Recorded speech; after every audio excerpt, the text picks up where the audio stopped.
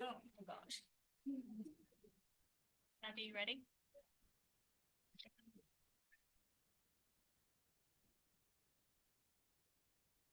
All right, today is Wednesday, March 5th, 2025. It is 3 p.m. and we are going to call this council work session to order. And I guess the first thing on the updated agenda is announcement. Who's going to be doing that? All right.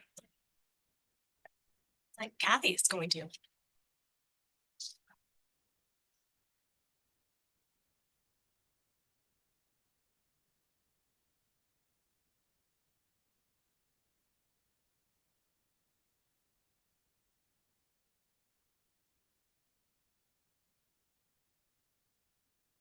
But this is the announcement of the 2024 Employee of the Year Award. An Employee of the Year should be someone who consistently exemplifies behaviors that reflect favorably upon the city. An employee that goes above and beyond on a regular basis. Someone who goes the extra mile to help customers, both internally and externally. They respond to inquiries in an efficient and timely manner. Participate in employee-related events. They put the city's interests and the interests of their coworkers above their own. They have an exemplary attendance record. They behave off-duty in a manner that reflects positively of the city, as we are public officials 24/7. They have a positive attitude no matter the circumstances, and they are noticed by people in and out of the organization. For 2024, we received 13 nominations for 6 employees. They were in alphabetical order. Engineer 2, Alex Bird. Facilities Maintenance Supervisor, Buck Tupper. Communications Officer, Crystal King. IT Specialist, Darren Cox. Interim Public Works Supervisor, Field Supervisor, Safety Coordinator, Ethan Sterling. Engineering Manager, Sharon Jerome. Each of these employees exemplifies characteristics of an Employee of the Year, and they should be proud to be nominated. Please join me in giving them a round of applause for being nominated.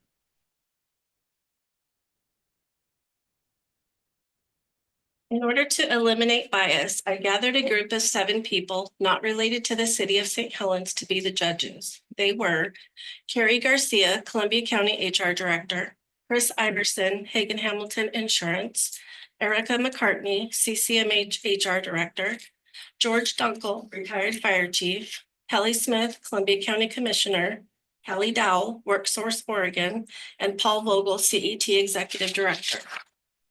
They were instructed to set any and all bias aside and judge the employees solely based on the nominations received, emphasizing the quality of the nominations and not the quantity of nominations received. I asked them to give me their number 1 pick. 1 employee rose to the top. This employee deserves to be the city's 2024 Employee of the Year because they exemplify qualities that go above and beyond. They are dedicated to their career and to the city. They look out for their fellow employees and have the city's interests forefront in mind. Without further ado, please join me in congratulating Communications Officer Crystal King as the City of St. Helens 2024 Employee of the Year.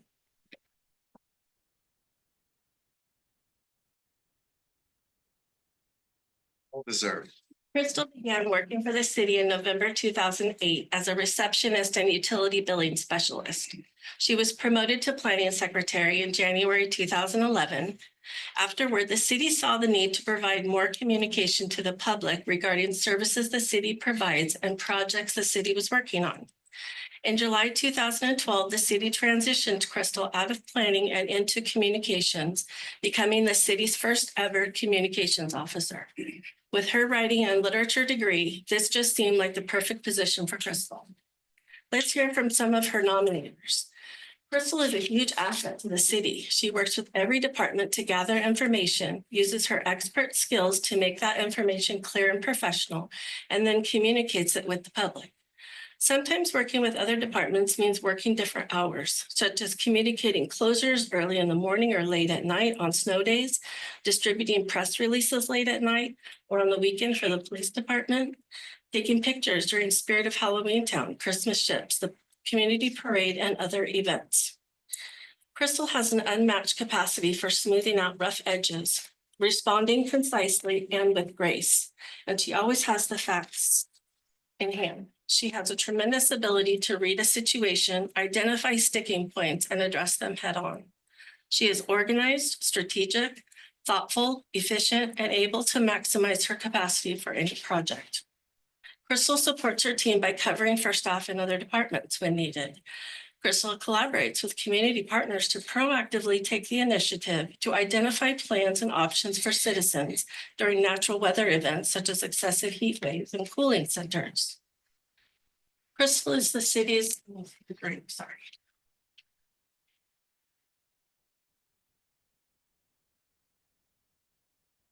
Crystal is the city's official photographer. She works around everyone else's schedule to take headshots or to take pictures for future communications. She is always dependable and maintains a positive attitude. Her patience and professionalism with city communications is to the highest standard. Please give Crystal another round of applause for her exemplary actions and conduct for the citizens of the community and the staff of the city of St. Helens.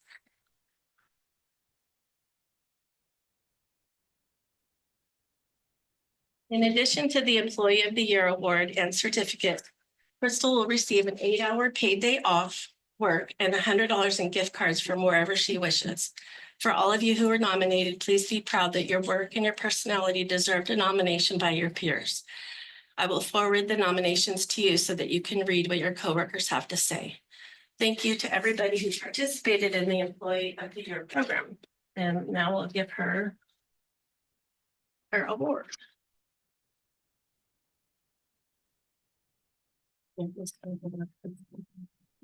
Congratulations. Wow. And then here's your certificate and your one's.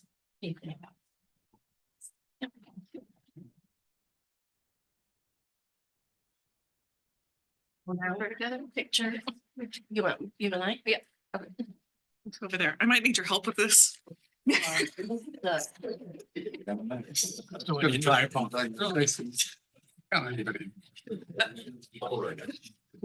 music. It's just like Photoshop that. I want to see her take her own picture. Exactly. You guys color coordinated. That was nice. Yeah.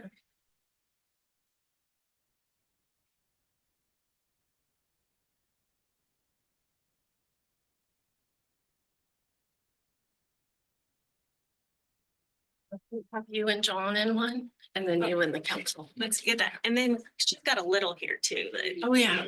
that needs to get in that picture. Justin dressed for it. What? Justin dressed for it. Yeah. Yes.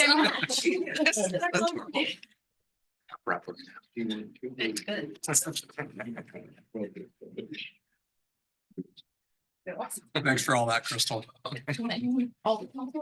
Yeah. And then all the council. Do you want to just go up there? Pick Should someone. we try to do the chairs right this time, John? We might get good at it in here. Upper back. Remember, like, this time it's like, I think we got it. Then they go back, It's supposed to be like cheap. right here.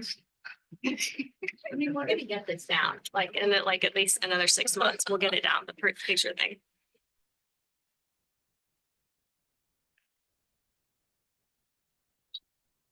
We gotta get a picture. No picture with little. Here with Emma. Aw. Congratulations, Crystal. Thank you. Nice job, Kathy.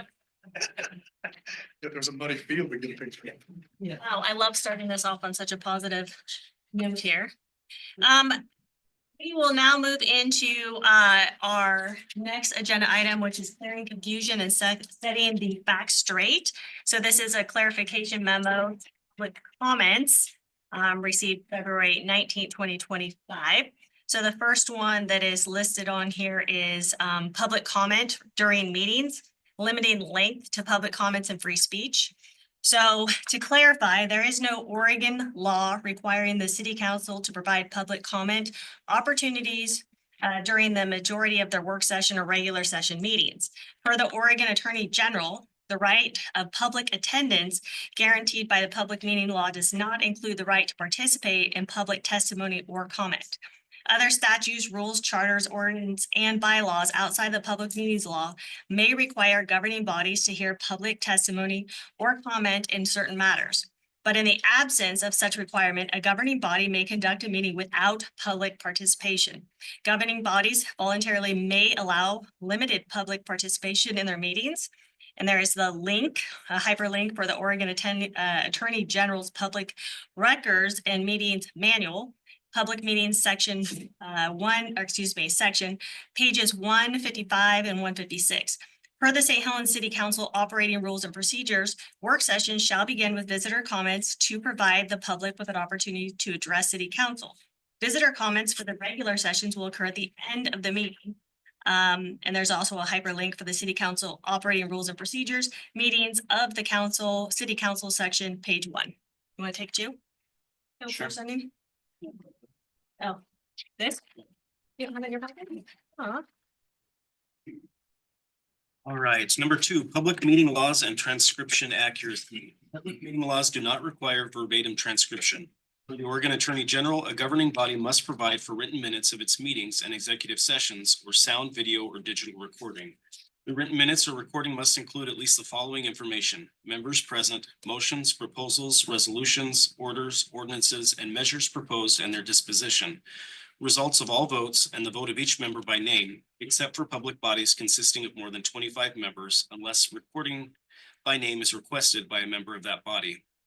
The substance of any discussion on any matter and a reference to any document discussed at the meeting, unless even a reference to the document is exempt under public records law.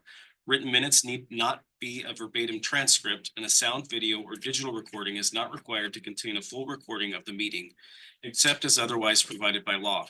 However, the minutes or recording must contain the above information and must give a true reflection of the matters discussed at the meeting and the views of the participants. And then also a hyperlink to the Oregon General's Public Records and Meetings Manual and ORS 192.650 on recording or written minutes. Thank you. And then we will move on to number 3, public safety fee increase on the city's utility bill. The City Council has made no move to increase the public safety fee on the city's utility bill at this time. While comment and discussion has taken place at multiple meetings in the past, including during council meetings, budget committee meetings, and during public testimony, the City Council has not taken action to increase the fee. And correct me if I'm wrong, this is also going to be uploaded onto the website. So if there is anyone out there that is interested in directing people to the website so that they can obtain factual information, please send them that way. And we are on to visitor comments. So now is time for visitor comments. The visitor comment period is an essential part of local government meetings. Each person has 3 minutes to speak at 3 minutes. The City Council will take take all input into consideration. However, observance, of Oregon open meeting laws, it isn't the time for dialogue, but rather a time for us to listen to you. Our city administrator and city recorder are taking notes of action if needed, and we'll follow up with you. And if you would like any follow-up, please make sure that you put your name and information on the sign-in sheet so that they know how to get a hold of you if there is any correspondence that needs to take place. Otherwise, it is time for public comment. Who would like to speak?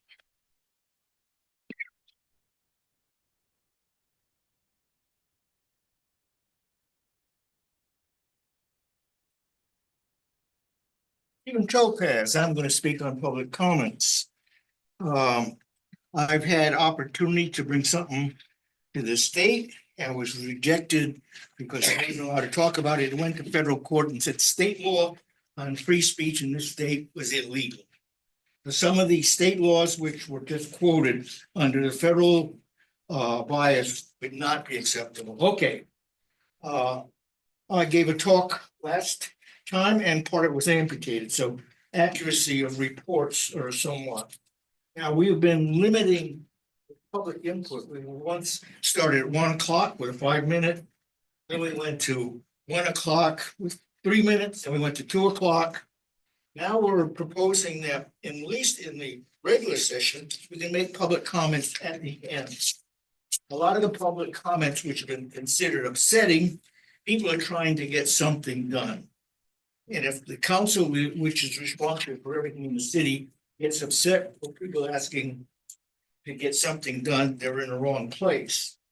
Next thing is, some of the things that will happen in that meeting, people would like to be for or against. When you put the comments at the end of the meeting, the vote's already been taken, and people have zero input. One of the patriots of our country mentioned that the freedom of speech requires that the good, the bad, the lies, the truth, the dislike, and the praise all be heard. Not accepted, just heard. We're eliminating that. The next thing that we have a discussion about news media being at the executive session. No place have I seen that the council has the right or the ability to define what a news person or a news outlet is. And with that ability, you can say, I don't like that person. We can't call it a news media. So too bad. You do not have that right. Thank you.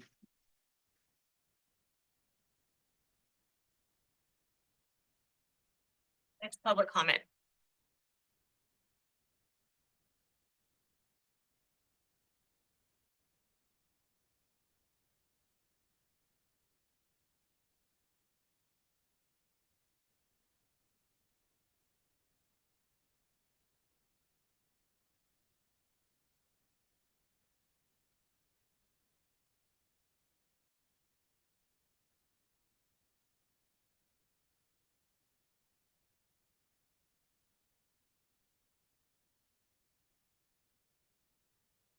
So you still owe John an apology. Still waiting. You actually owe a lot of people apologies, frankly. Her hypocrisy is really too much. You sat there and you complained about how you didn't trust John, how he's overpaid. Would get rid of him on his first day. And now suddenly you're good friends, and I'm glad that you've realized, unlike you, I have realized and never attack. I mean, trust me, there's a lot that you don't do wrong, that you don't do right, a lot you do wrong. I have never blamed John for that. I understand that John, like all the city employees, are public servants, and they do the direction of the council. So anything that John does or does not do, you can blame on the people sitting next to you, because that's what he does. And so you owe him that apology, and you still haven't given it to him. So you do owe him that.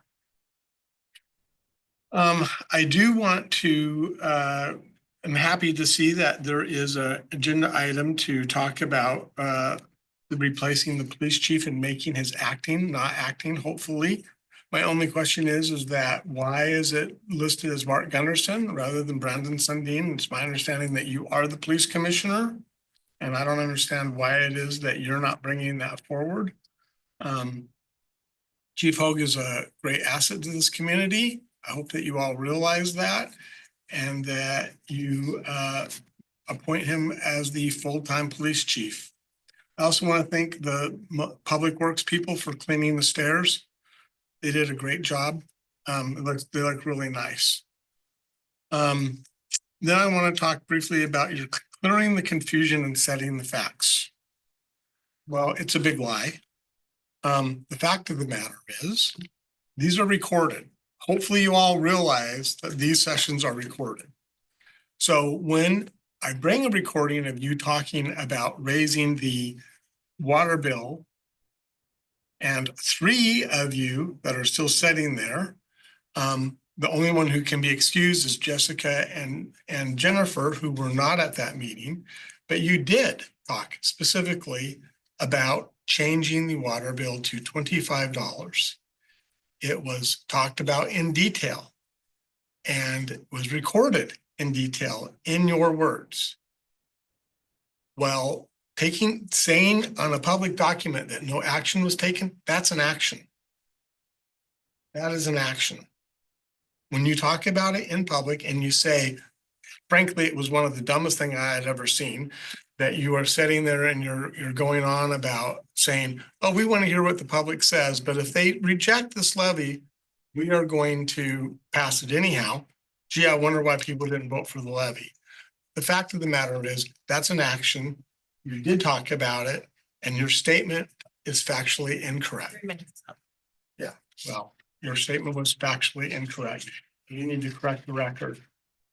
Your record of misinformation. Yeah, correct your misinformation. Minutes is up. Correct your misinformation. Minutes is up. Correct your misinformation. All right. Anybody else have public comment? Anybody online? Yes. All right. So we are on to discussion topics, which is recreation programs semi-annual report. Welcome. Thank you. Hello, everyone. Positive things about our youth. Well, it's nice out today, so the kids are outside playing, so that's always a bonus for us when the weather starts getting nicer. Thanks for having me today. So I just wanted to go over some things that we've been doing in the recreation program over the last 6 months. And I know you guys all received your packet, so I'll just hit on a few high-level topics. And if you guys have any questions at the end, I'll be glad to answer any that you have. So the first page shows our recreation by the numbers. So since 24-25, we've had 148 registered programs. Each day we have 83 youth in our care, which means that we've opened pretty much 83 childcare spots for the community, which is pretty huge for the childcare desert that we do have out here. And we are getting ready to open up another program that will serve about 25 to 40 youth after spring break. So the beginning of April, and that will be over at Lewis and Clark.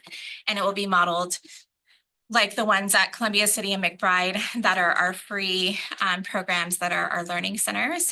And the other things just show how many folks we have that we can outreach to. So we have a lot of Facebook followers and we have a lot of profiles in our rec database, which means when there's different things that come up, like the event that the police are hosting with the online awareness, we're able to email that out to folks that have youth in the community. So it's been a good impact getting that information out. And then this one is just our last 60 days. So you can see that we've had 203 program registrations in the last 60 days. And you can kind of see what the demographics are in there and what it looks like online versus in-house. In-house takes a little bit longer. So that means they come in and see me and I help them do the registration. So there's 74 in the last 60 days. So that does take a little bit of our time to do that, but it's nice because we're able to match them with different activities that they might not know that are going on in the community. Question, the profiles created, those are new members then?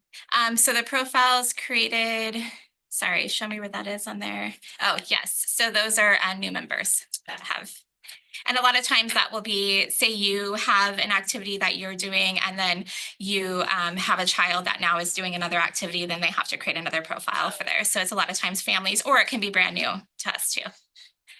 Go ahead and go into the next one. So these are our ongoing goals and projects that we have. We just carry them over each year. I mean, we accomplish a lot, but we always set the bar a little bit higher each year to provide different programs. Building programs and partnerships is an ongoing one. We have a lot of really strong partnerships in the community that use this space at the community center. They also pay to use it. So that is a revenue stream that we do have, but it's nice because they're able to provide that program. So we don't have to provide it, but we also have the space that they can provide it in. And there is a discount for nonprofits to use that space. But we have every Tuesday night, we have parents that are in recovery that are using that space and they're able to take classes there to be able to get their youth back in their home or take ordered type of classes. So that's been really impactful. We also work really closely with CCMH and Griffin's Place for adults with intellectual and developmental disabilities. And we're getting ready to start a younger youth group for kiddos that have intellectual or developmental disabilities to help them have a safe space to connect with other friends and resources and that sort of thing. So we're really excited to get those programs going as well. Because what I say is we offer a lot of things, but I'm not the expert in all of them. So it's really nice to bring in those organizations that are the expert in those things and provide those services. We're always looking at balancing our free programs with programs that have a fee. There's a barrier to people being able to afford things sometimes, but we also have to make sure that what we're doing is making smart business sense for what we're doing as well, that we're not, offering all free programs because we wouldn't be able to afford our staffing if we did that, or our building or things like that.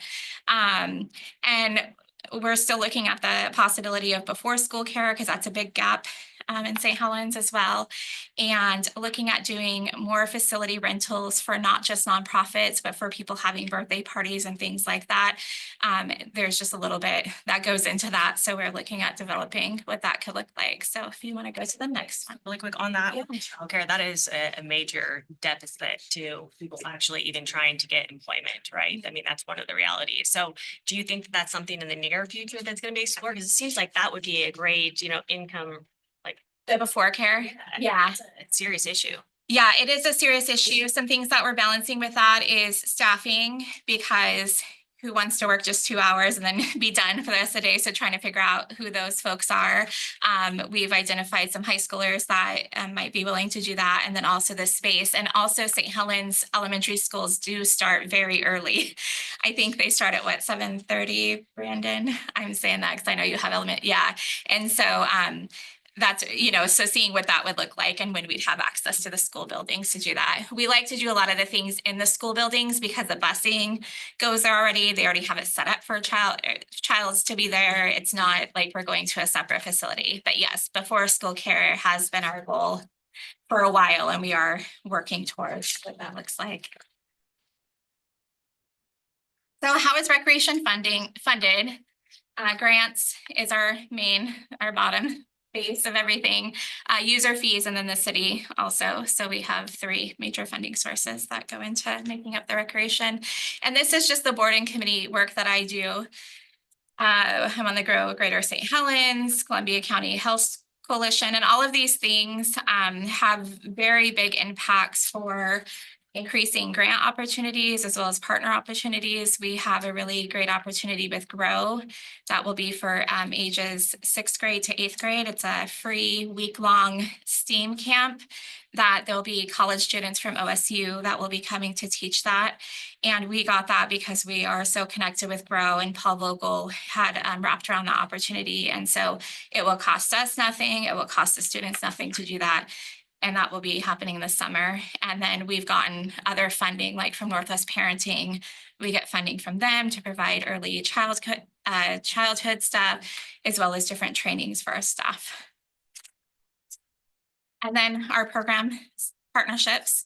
One thing that I really love about Columbia County and St. Helens is there's a lot of people who are doing great work. And a lot of them are very small agencies. So as we can throw that web out there to help capture everyone to see what we can each bring to the table has been the foundation of the rec program since I started it back in 2018. These are our current grants that we're operating with. I know you guys know this because I heard you talk on the last meeting about just how massive grants are to take on and what that looks like. And I do a lot of the grant writing and reporting and such for the recreation program. The 21st Century Community Learning Center grant is massive. Not only do we get $230,000 for 5 years, each year we get that. It also takes massive reporting. It's through the Oregon Department of Education. And so there's a lot of reporting that goes in that. So I do spend a lot of time with that. And then I'm also training some of our staff that we have that are hired through the grant to use those skill sets as well. So they might be just out of college or going to college, or even high school students are now learning how to report for grants and stuff and seeing if that's something they want to do in the future. So that obviously piqued your interest when we were talking about getting a grant writer to help administer all the administer. Yeah, there is just a lot of work that goes with that. And sometimes you look at a grant and it might seem like a great way to get like $1,500 or whatever it is. And then you look at how much time it would take for somebody to do that. And it's like, that would cost way more than $1,500 in employee time and stuff. So it's, so trying to be strategic in that with us too, making sure that we're applying for grants that are going to benefit us and not hinder us and on the backside of it all. This grant also supports hiring high school students. So we do have, I believe, 4 high school students working for us right now and 2 high school volunteers. And then I'm also working with the high school and getting more volunteers in that. So not only is it teaching them their first job skills, but it also is teaching them if maybe being a teacher is something they want to do, working with children, and then also bringing them into those other skill sets of grant writing, reporting, what all that looks like too has been really nice. Part of that group when I came in. Yeah. That's phenomenal. Yeah, we feel very lucky to have the folks that we do for that. And then we are working with Intel right now on a STEAM program. So we're providing 6 STEAM sessions for each of our programs. And Intel had sent us all of these kits that were already basically made for them. And then we just have them put on the activities such as like building a game or a car or a bridge and stuff. And so, and then we got, I think it's like $20 per student that we're able to put back into our STEAM stuff that we do there. So up next, so we want to keep strengthening our partnerships to help provide safe and inclusive environments for all ages. Working with some new partners and businesses on programming. So I was telling Mark before the meeting started that we have a new partnership with Skyhawks, which is a business based out of Hillsborough, but they provide sporting services for youth. And so we're able to provide basketball and soccer and other things all the way from ages 2 up to high school age, and they're hiring local high schoolers to run these camps. And so what that does for us is they do all the things. I help get the buildings reserved, and also I sent some high schoolers to apply there that I knew would be good fits for it. And then we do the back end, like all the admin type work for it. So it's a really great partnership where we're able to bring all these programs, yet we don't have to do a bunch of hiring. They do the hiring, the insurance part, and all of that. Focusing on what we can do. I know, and I've heard it from all of you folks that people are always saying that there's not stuff for youth and everything. So I always take that into consideration and look at what things are already being offered. If there's already a really successful youth football league, I'm not going to start a football league, but now I have that resource that I can make sure I send the youth to that league to sign up. I don't want to duplicate services that are going really well. However, if I know something is going well, but we could expand on that, I partner with them to see what that looks like so that we're not competing for the same youth or things like that, because we all have a lot going on. The last thing I want to do is run a league that there's already another league going on. We just finished our basketball league and we partner with Scott Poos for that, which is really fun because years past, I mean, I ran this league back when my almost 30-year-old was 4. And so it kind of came full circle back around. And I don't know back then that we would have had a really great partnership with Scott Poos because there was a little bit of friction there. And there still is, like in high school, right? Like the 7 Mile War and all that. But me and the Scott Poos folks over there have such a great partnership that the kids all play each other. And it's really awesome because they're able to create different connections, friendships. And also we're bringing over tons of folks from Scott Poos to St. Helens, tons of folks from St. Helens to Scott Poos. So the restaurants are doing really well on the weekends. Vernonia also has like 6 teams that they're sending over, and it's just creating a different dynamic experience. And not only that, but when they form tournament teams now, they sometimes borrow off each other. And so now they have this team that they can do. So it's been really great. We had just for St. Helens, about 300 kids that signed up. Scott Poos had almost that.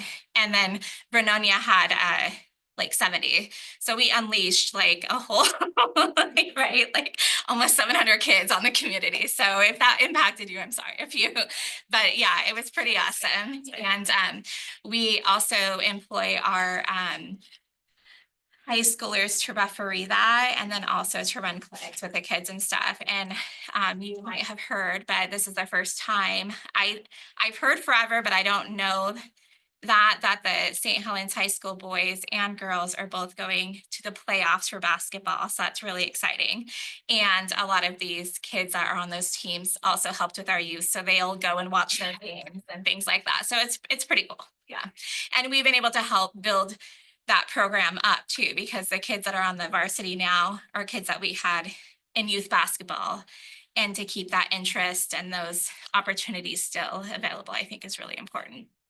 And then finding the gaps in the community.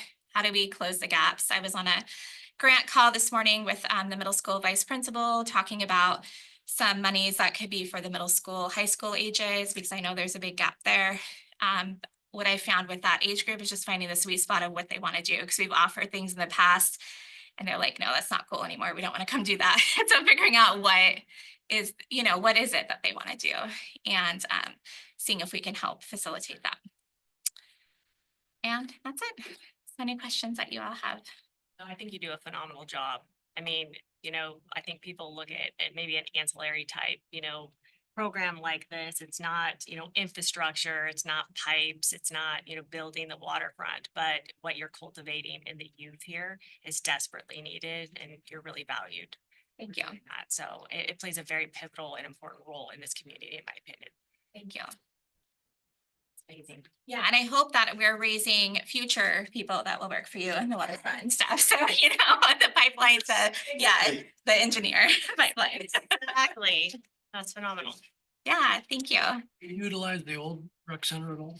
We do a tiny bit just because the police offices are over there. So we try not to be too disruptive. And honestly, with the gym space that's over there, we're able to use the school facility gyms, and we can put a lot more kids in those gyms and stuff. But yeah, there is some of the little kid programs that we'll do in there. We use it for like pictures and things, but not a ton. Yeah.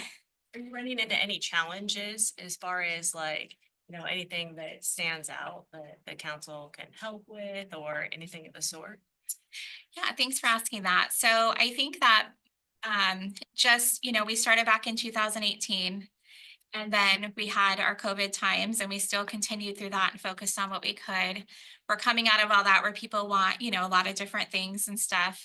So just trying to manage what that looks like based on what expectations they are. So I think just having communication, if you all think that there should be something different that we're doing, or if you ever want to come and visit the schools. I know Brandon has been to all the schools, and Mayor Massey came and talked to our staff one day, and I'm totally willing for that too, and kind of gives you a touch point too of why we're doing what we're doing. I mean, it's great to see what's happening out here and being like, oh, this is amazing. But when you see the kids doing the thing, then it's kind of that touch point.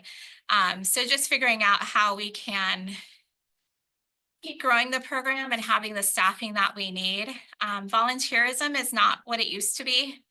A lot of it is because people have to work lots and lots of hours. So the last thing they want to do is come volunteer, what we found, or it's not dependable like it is for employees. So it's not like we can just get a bunch of volunteers to help, though we do still have volunteers. We can't. And plus, youth programs are very sensitive to who we are having work with the youth, and want to make sure that they're all vetted, that they need to be, and that we're providing a really safe space. So just the support to keep growing the programs. And yeah. That was going to be my question. Is there volunteer opportunities in your programs? But if somebody is interested in volunteering, get in touch with you. Yeah, just get in touch with me, and we have lots of different things that you can do. The after school programs, part of the grant is having partnerships and volunteers. So we do have quite a few different community members. In fact, we're working with the police. They're going to come do like a crosswalk safety type thing and stuff. And yeah, and the kids love when other people, and when you learn from other people, it's cool. And we all have different skill sets and strengths that we can teach them to. Daughter just finished had her last basketball game on Saturday, and Oh, good. had a good season. So yeah, thanks for your work. Yeah, well, thank you. Thank you. It's always like, what are we doing? With like 300 kids and getting them all out there. And then it's like, okay, this is all under control. And it's, That's a lot bigger than I think when I was coaching. yeah. That's pretty sizable. Yeah, it's pretty big. We have the K through second. They just do like a Saturday on the weekends, and then the high schoolers come and like teach them different skills and drills and stuff, which will be fun. Have any, does Counselor Hubban, do you have any? No, I think this is a great presentation and you're covering all the bases, it looks like, and looking to the future for what kids' needs are. I like looking at the standpoint of what they want to do and then act that. No, it's all great. Every time you come up, it's like, wow, what a job. Well, thank you. I appreciate that. All right, well, I hope you all have a great. I just- Great job. It's so successful, it's hard to imagine that we didn't have that program, so just not that many years ago. Hi. Taking that When built. I think about it and I'm like, wow. Yeah, and I appreciate all the support that I've had. I know some of you came on later after we've already started and stuff, but just to go from a movie screen in the park is what I had the first like 3 or 4 months. And it was just like, well, let's just try this out. And then it just kept growing, and having the building over on Gable is so awesome. And then also, if you haven't came and saw the new fields that the high school's done, they're beautiful. And now the softball field is right by the building. And so people park at the building and walk over there. And so they'll drop in to see what we're up to and stuff, which is really cool. And then just looking out the window and seeing everyone in their spring sports is just such a great feeling. I do really like the fact that you're not only just looking at that, but the needs of the community as well. I think that's vitally important. Thank you. That's great. All right, All right, thank you. all right, the next item is review draft staff monthly report template and draft staff report, item specific. Don't I believe you're up. You're on deck. Kathy and I are gonna share this one, and it's not nearly as exciting as the recreation report, I suspect.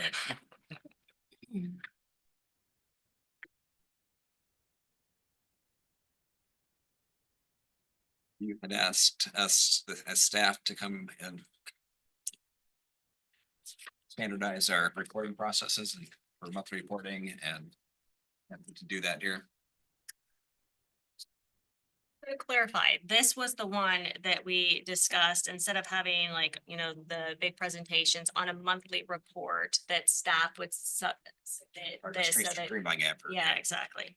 Okay, And they would come at whatever, I got them separated into the 2 different meetings, the first and the third.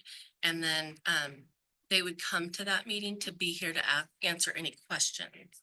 So they're not here, they wouldn't be here to present anything, just to answer questions. and this has been discussed with the staff as well, so staff is supportive of this. Get it to people. Making sure, like, yeah, we don't want to make any undue hardship. We're trying to alleviate some of the work on the staff and all the different presentations that, you know, are provided, and this could streamline possibly a lot of things and keep us more up to date. We really appreciate the approach and the change. Actually, this is great. That was a good suggestion. Not that we didn't enjoy the presentation. Yes. You know, I've heard all kind of feedback. Too long, too short, too much A good competition. competition. We're gonna have the best PowerPoint. Yeah. We, That's good. High level, we're looking to get you the information you need, but still be efficient with our time too, to be productive. That's just a lot of time tracking things. And then we also created a template for staff reports so that it's consistent. Everybody's submitting the same type of information for any type of request that they have. So they would introduce whatever the topic is, they give a background on it. Staff analysis can be a number of different things, you know, and then the budget impact, so that everybody knows what the impact would be. And then any alternatives to it, you know, which is like you either approve this or you don't approve it, or some other alternative. And then they'll do a requested action, you know, like a motion suggestion. Everybody will feel comfortable even putting something in there that they want to draw to our attention, that like, I don't know, like an issue that's coming up, right? Something's like, we see this might be a problem, we're bringing it to you to. Sure, you can use that for that, yeah. So, I had two additional ideas on, kind of the draft concept that I was kind of working through. And some of the other things I think it would be great just to touch base on is any grants and funding opportunities. Kathy, I think you probably have this that I sent over. And then the, any key issues and challenges. I don't know if I saw that up there. I made copies. Do you want me to pass them around? Yeah, I made copies. Yeah, that would be great here. And we kind of worked through it and it was just kind of a concept of. Extras, pass them back. Okay. I can- Hand them out. Oh, I brought one from here. I have one too. Hand them out if anybody else wants to see them.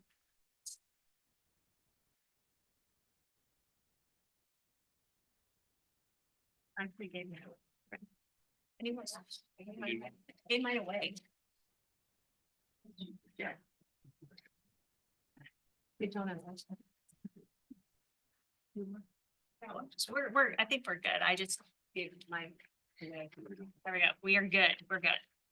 So maybe if we counsel, if we can do kind of a contrast and comparison, and see if there's anything on this draft document versus these that we would like to see. Like I was thinking, grants and funding opportunities potentially, so we're knowing about that, especially key issues and challenges, because that's something that we generally hear about more than anything else, right, from constituents. So what we're looking at, any action items or requests for your council, upcoming dates or important events. So these are just general ideas on the draft here.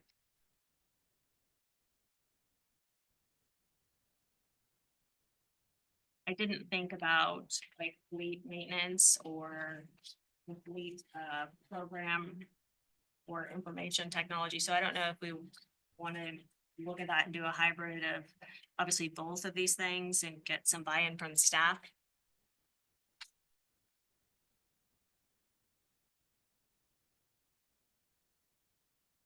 Like the idea of getting buy-in because they're the ones that are gonna be filling this out, so I think it's important for them to tell us what they think is important for us to know. I like the layout, but I think also enough flexibility that they're able to tailor it to what they need. And work for them. Yeah, I appreciate that. And I guess in my mind, it's kind of a poor example, but I was thinking like SDSs, right? So it's like when you look at a SDS sheet, they're the same, the global harmonization, system created that. So when we're looking at each one of these reports, we kind of know what to expect. They have fluidity within each one of the topics, but then it should be the high points also, what we'd like to know from them, right? Because they give the presentations and we're trying to give a very comprehensive presentation. But is it necessary to give that, all that information if we're asking for it on a monthly basis? We want to try to alleviate some of the cumbersome work from the staff that we can control. And also keep us updated. John and I did talk about it and there's a lot of information that's being requested. And to do it on a monthly basis might be a little much, except that some of it could carry over from month to month. Could we propose possibly an alternative, like, so every other month, it's like the first, meeting of the month, like a specific, staff member. So it's every other month and not every month then. These are the reporting. Yeah, That would be better. that, we'd still be apprised of the stuff that's going on. But the goal is to get the information, be as lean and efficient as possible in how we get it and to alleviate some of the undue hardship and burdensome work on the staff. I can take that back to the management team and staff and we can talk about that. Counselor Hubbard? Can we see an area where we have completed projects? So they fell within budget. expectations. So add to the budget financials as that piece. Yeah, I'm trying to think where you plug that in, By the but budget. ongoing projects, that's ongoing. So if there's another. Something that. Oh, sorry. Something that we could do is, I'm working on updating that strategic work plan so that it's got percentages. So that would be something that we could include on a monthly basis. Does that work, Counselor Hubbard? I think it's, as long as it's highlighted and brought up every time and not everything's a success and we only learn from our failures. So Let's see what we've got and what's happening, what's good. And brings it up. That's gonna have budget, but it's also gonna have percent completes, right? Right. Thank you for doing that, Kathy, and updating them. Counselor Anderson? Government. I just want to make it as simple as possible and like bullet points, like what, and most important to me is, if there's any issues, like for something that could be considered an issue in the, coming up. That's it. The other stuff's nice. I like it. John, do you have any input? No, we're just here to get you what you need. Not all of these. Each department is, is a little bit different. Some don't have as many grants as others, so there's can be more and less. And Public Works, if you want to do projects, your project list is gonna be pages long. Careful what you wish for. Yeah. Well, I'll give you the questions. I'll send you the questions for all the things. But I think that also the most important thing is if we revitalize this and we send it, that we can get the staff buy-in and that they're comfortable with it. And I think that it's, again, gonna reduce some of the work and we can be as efficient as possible. We don't wanna spend on staff that's gonna make it harder. So. Maybe we can put this, look at it and put it on the agenda. Their next council meeting or the one after. So yeah. I don't think it's a time is of the essence thing. I think it's just a nice transition. Any more discussion on that? All right, so this schedule special session date, okay. So the reason I put this on the agenda is because one is that we started the roadmap and really want to get back to that and get it finished up, be able to have Council President Chilton be there, get some dates on that, get some action items going. So it's really hard to coordinate times since we can't have a quorum and we can't discuss things. So wanted to put on here, and also we have on here, we need to, it appears that we need to evaluate our governing rules. We started talking about it during our strategic planning. It has become glaringly apparent that we have deficiencies in our governing policies, and we need to get those shored up, especially with any type of openings in employment and so forth. So we're hoping to get these things scheduled. Now, I don't know on the roadmap, we can schedule, we don't need our attorneys present, but it might be a little bit more challenging to get the governing rules coordinated. So the dates that I had proposed were, let's see, what date was it? The 3 p.m. on the 6th, 7th, 17th, or 18th. And it looks like the 18th would work the best for Council President Chilton. So as far as our roadmap goes right now, we'll wait for everybody to dig out their calendars if we can get that looked at. What was that date? The 18th At what time? at 3 p.m. And if I feel like I recall, there was like conflict there. Actually, maybe not with you, but maybe Peter or something. Go open. Would be nice to be able to knock it out in one meeting if possible. It's less burdensome on the staff to try to send out notices and all of that. Even though they might really enjoy doing that. It works for me. You said, yeah, it should be fine on Tuesday, 18th.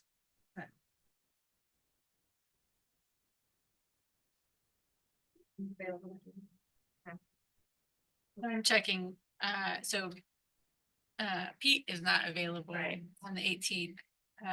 He's not available in person or video. Yeah, I recall that. So he said he was available, I thought, on the 19th by video. That would be a regular session. That would be on Wednesdays. Right, we didn't want to do it on the same day. That's too much. Too many meetings that day.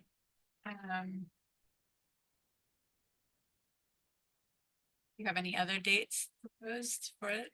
That's it. That's the one that worked for Council President Schulten, was the 18th. So. We highlighted. Date. And would you do the roadmap on that day and a governing policy on a separate day? The idea would hopefully to do it in one day, so they only have to send out notices. One time for that meeting. What are your thoughts about shifting to the first week of April? I don't think we want to wait that long for our governing policies. I mean, I suppose we could, but. Seems like that is one of the items that is, time is of the essence that we do. But I mean, it's up to the council as well, whether they. I think so. The governing policy, it's talking about delegation of authority, or it's administrative decision-making for the city council. And then also what decisions it delegates to the city administrator. And so it has, right now, it talks about hiring and firing and supervision and disciplining of employees. And so it's really helpful to have an employment attorney present. That's not my specialty. And so that's kind of what we're talking about for the scheduling is Pete's schedule. And I know he is out of town. So maybe we just end up doing two different meetings, unfortunately. Like maybe we just have to do a focus meeting on the roadmap and then we do something on. You know, one thought is if you're splitting the meetings, they might be shorter. So maybe there's time to, if I can check and see if Pete's available on the 19th, you could do it at your regular meeting on the 19th. Because you're not now talking about two topics, you're talking about one. Yeah. Let me see. I think he said he was available via, we just wouldn't be able to be in person, I thought on the 19th. That's what I thought. And I'm just, Would that work for everybody? Do it on the 18th and then keep them separate and then just on a regular session, deal with the governing rules because there's a lot to go with that. That we need to hammer out. Started. That's what I say. We don't kick the can down the road.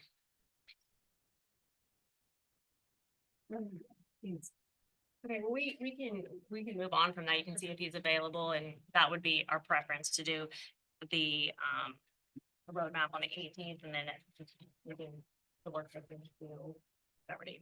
Okay, policy. That works on? Yeah. All right, okay. Perfect. So we can move on from there and then if that's your own deck, all right. Seems so early in the day. Yes. So, thank you, Mayor, Council. I guess my first announcement is that our longtime construction inspector, Tim Underwood, has announced his retirement on April 1st. There's going to be a reception here. I think it's in this room, isn't it? 2 o'clock, I believe. But he has been with the city a long time, has a lot of knowledge on the ground in the field that's going to walk out the door. So we're hoping to get someone new on board, so you have some sort of overlaps. Get the right person on board, but to get whatever crossover they can. There's no way you're going to get 20+ years of information about every pipe in town, but at least some knowledge transfer there. The reservoir site selection study RFP is out. I'm accepting proposals until March 18th, and you'll see what we get there. Let's try to find a suitable location for a new reservoir, and that will be the site selection, geotechnical, make sure the site's going to work. At our next meeting on March 19th, at 6 p.m. in between the two meetings, we're going to have an update on the Central Waterfront project. That's the lagoon, sharing the information we know about that. We're meeting actually tomorrow with our consultants to talk about the project and how it's shifted, and we're looking at alternatives. What the alternatives are, we'll have those to share with the public and about your questions, all of them. It's changed. We've been working on this for more than a decade. The presumption with the Lagoon project is that we're as long as it can be done safely, we're interested in filling the lagoon. And then we're finding out that the integrity of the berm isn't quite as safe as we thought it was, so that there's some alternatives to consider here. And I also wanted to invite any of the counselors that haven't been out to the wastewater lagoon facility to get out, get boots on the ground before that meeting to really get a touch and feel for what it's like, walk the tank and you could do that before that meeting. That would be probably coordinate Mohammed or Aaron or somebody to make that happen.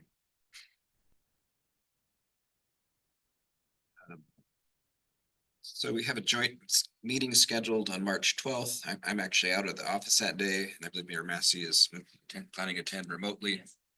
According to our council rules, I mean, I can try to join virtually, but I'm asking to be excused if that doesn't work out, so.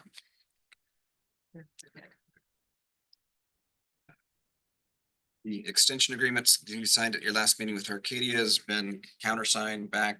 All those processes are in motion for all the same conversations. There's good energy about this project getting closed.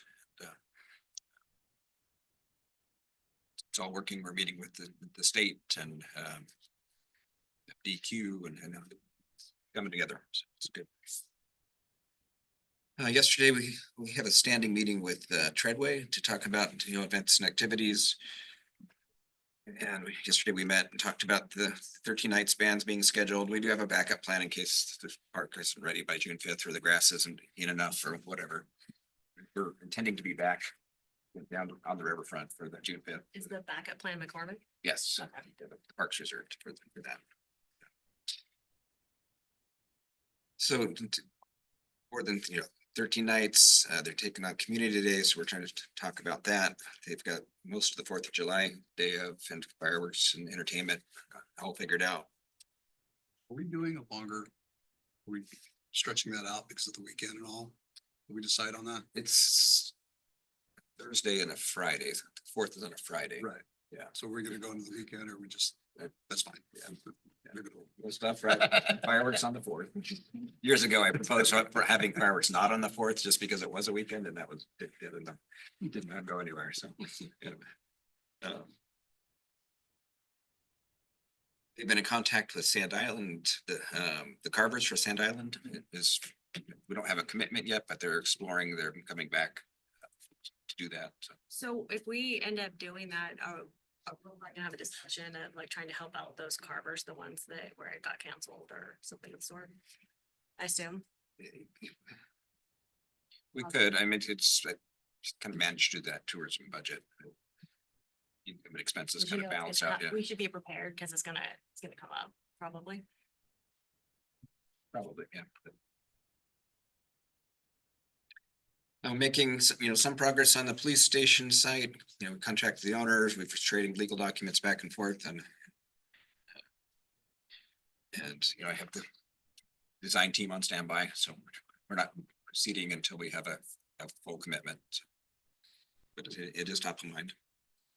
The dock repairs, we have an RFP that's out and the bids are due next week on the 11th. There's been some pretty good interest in the project. It's a real specialty niche for people that do marine construction and we're looking at replacing the rails or fixing some broken welds, potentially leveling some of the docks that are out of level. All that money needs to be spent by June 30, so there's some timeliness about getting that done. Working with Sierra Trass at Columbia Economic Team on the business promotion campaign. They're going to be putting up the banners and signs to help draw business down here while this intersection is closed. And we're just wrapping up the project to really draw people in. And that goes along with the Riverwalk and the streets projects as they're getting closer by the day, and you can really see all the pipes under the ground. It's not going anywhere. And now that we're coming out, doing all the surfaces, it's looking, it's looking great. And tomorrow they were looking to pave the rest of First Street. They're out there prepping it today, so you'll see some blocked right now. And you have to drive around if you want to get back to the business back there.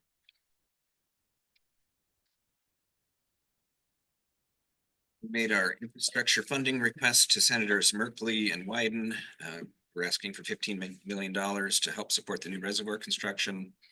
And that took a real rallying effort by a lot of people. Sharon Giroux, our engineering manager in particular, just, held a laboring oar on that, but hopefully we're successful. It'll go a long ways to keeping our utility rates down and subsidizing that very, very expensive project, but which will last for another century probably. So we're looking at. Mohammed and I have been talking about the grand reopening of the Riverwalk and the Streets project and how we're going to celebrate the success of all this years of a lot of hard work in the cities, a lot of frustration and fatigue on the business owners, and we really want to come in with a splash and do it right. So we're trying to find that. So It's coming along very well.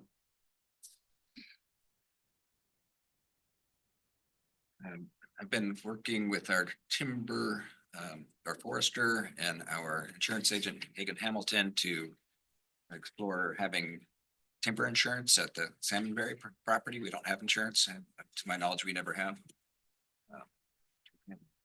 So they're exploring that. We've got a few leads, and it's not something CIS insures, so we have to go to secondary market.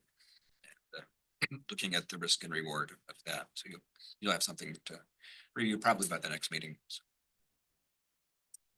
The chamber banquet is Saturday, March 29th. I've got flyers here if anybody needs one. Got a booth.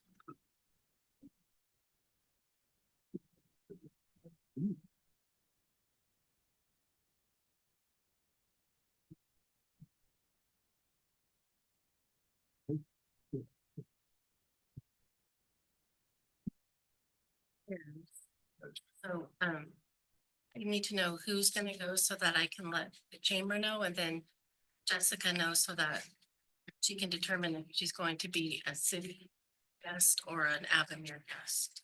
I will not be here. I will be out of town.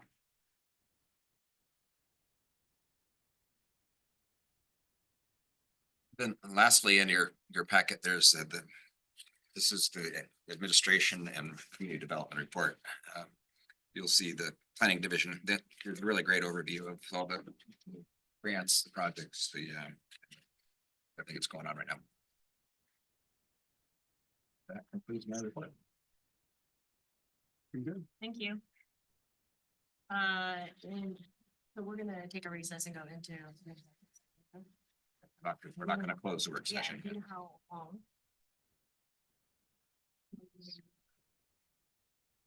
So that Ashley. I would, Yeah, sorry. I would say an hour at the you could give it an hour, but before that, I just want to discuss the governing policy date. I did get some feedback. And unfortunately, Pete is not available on the 319 for video either. I think he was trying to, but it doesn't work. But a question is, what about 3/17, March 17th? Are people available March 17th? I know maybe Councilor Chilton, but that's another date to throw out, but he is available for video. That one of the dates on there, right, Kathy? The 17th or 18th, she shows the.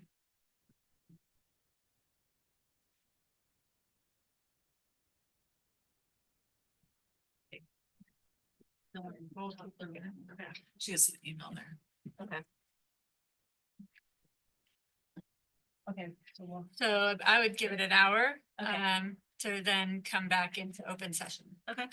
So at this time, we are going to recess for an hour to go into executive session. Let me find my paper, which is going to cover consider employment of an employee under ORS 1926602A, real property transactions under ORS 1926602E, and consult with counsel potential litigation under ORS 1926602H.